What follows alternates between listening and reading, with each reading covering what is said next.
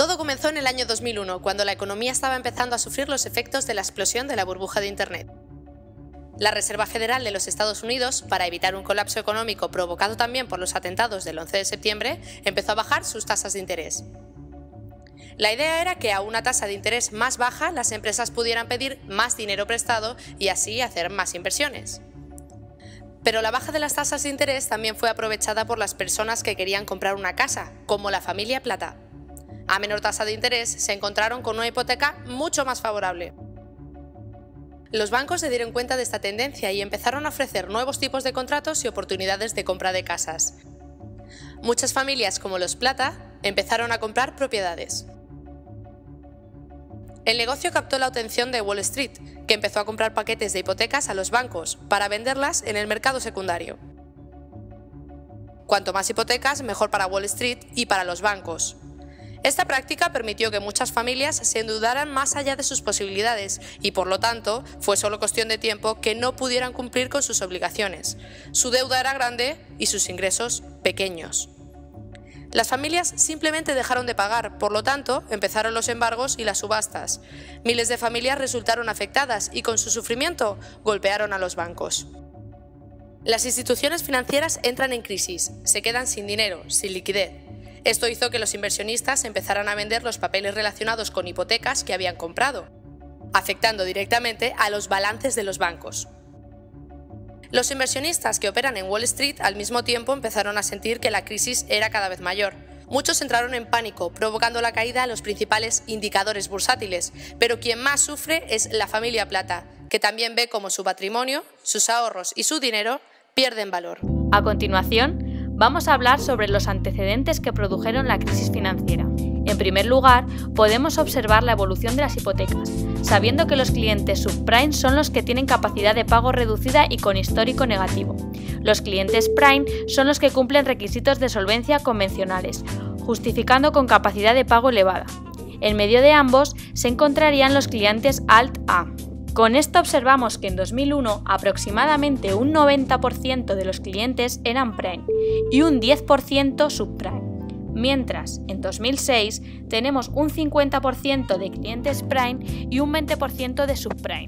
La causa de todo esto es que se desencadenó la contratación de hipotecas basura, que se ha multiplicado por 12 entre 1999 y 2006. Algunos datos escalofriantes que podemos observar son que el mercado hipotecario en Estados Unidos es más de 13.000 millones y medio de dólares, cifra equivalente al PBI americano. Además, el elevado número de originadores hipotecarios asciende de 11.000 en 1990 a 50.000 en 2006. También hay que tener en cuenta que muchos de los participantes son brokers o entidades especializadas sujetas a una regulación uniforme. Tras unos años de boom inmobiliario, comienza un cambio de tendencia en 2006. En este momento se desencadenan una serie de circunstancias. Subida de los tipos de interés, caen las ventas de las viviendas, disminuye el precio de esta y disminuye el valor de los subyacentes hipotecarios. Esto lleva al aumento de los impagos de las hipotecas, creándose un impacto en las entidades financieras originadoras, que disminuyen el crédito y originan una situación de despidos masivos en el sector. Y todo ello produce un traslado de la crisis al mercado financiero global. Por esta razón, se produce una crisis de liquidez. De los detonantes principales se destaca que había gran liquidez financiera y un periodo prolongado de bajos tipos de interés, importantes necesidades de financiación y que se había producido innovaciones financieras que facilitaban el crédito, pero con instrumentos complicados de valorar. Empieza el contagio mundial. Pasamos de una crisis de sector local a una crisis global. Las hipotecas subprime relacionadas directa e indirectamente al sector de los intermediarios financieros norteamericanos y mundiales producen una crisis de liquidez global. Nos hacemos dos preguntas. La primera, ¿cómo ocurre? Por las titulizaciones derivadas del crédito de dudosa liquidez, pero garantizadas por medio de agencias de rating. La alta demanda de rendimientos a nivel global impulsa el desarrollo de nuevos productos financieros más complejos que permiten el apalancamiento financiero. La segunda pregunta es, ¿quién lo produce? Los conduit, que son los fondos sin obligación para consolidar los balances con el banco de origen, y los hedge funds, que son los fondos de inversión libre, un instrumento financiero de inversión. Sobre el impacto en el sector financiero, se observa que los intercambios con Europa pierden valor. lo que se traduce en que los bancos se niegan a financiar y a liquidar las participaciones. Todo esto produce crisis de confianza y liquidez, temor a una generalización de impagos en el sistema crediticio y un aumento de la exigibilidad de los bancos a la hora de prestar dinero, con sus consecuentes reacciones en los mercados internacionales.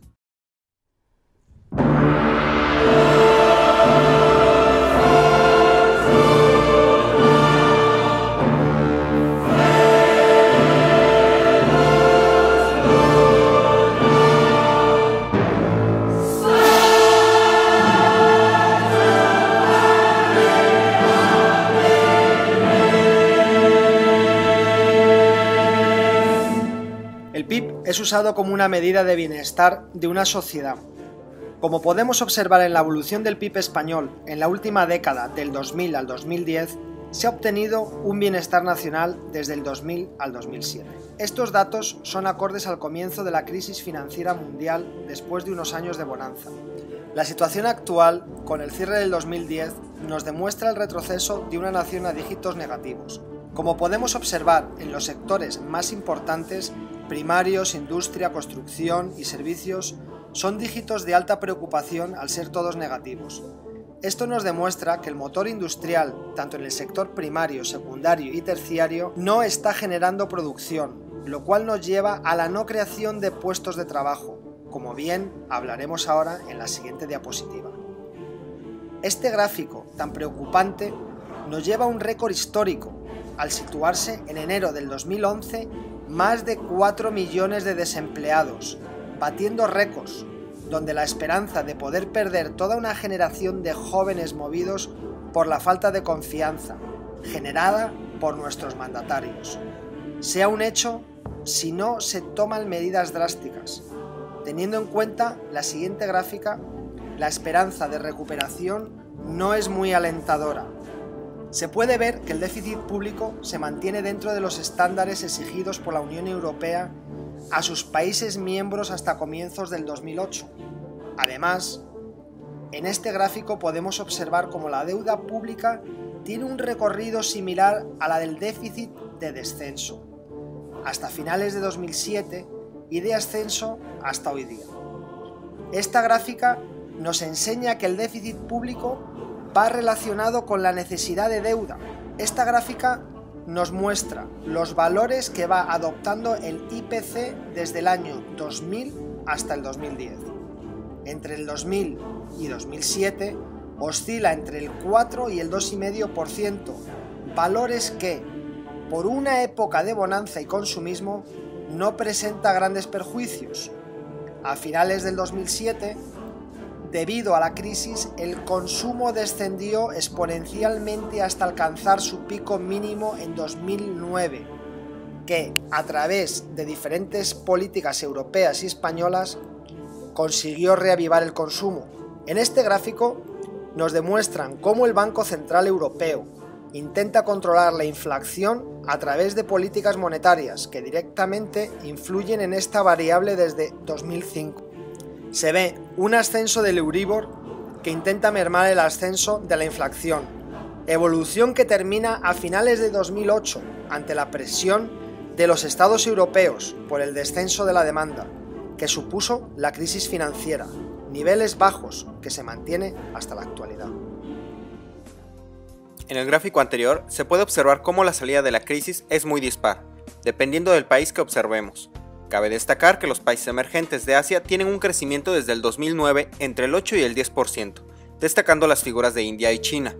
Los países de Sudamérica también han superado esta situación, teniendo en su conjunto un crecimiento aproximado del 5%, donde se destaca el Estado brasileño como principal potencia de ese continente. Tras tener sus últimos valores de recesión, Estados Unidos, foco de origen de la crisis financiera, vuelve a la senda de los valores positivos, aunque sean valores tenues en torno al 3%.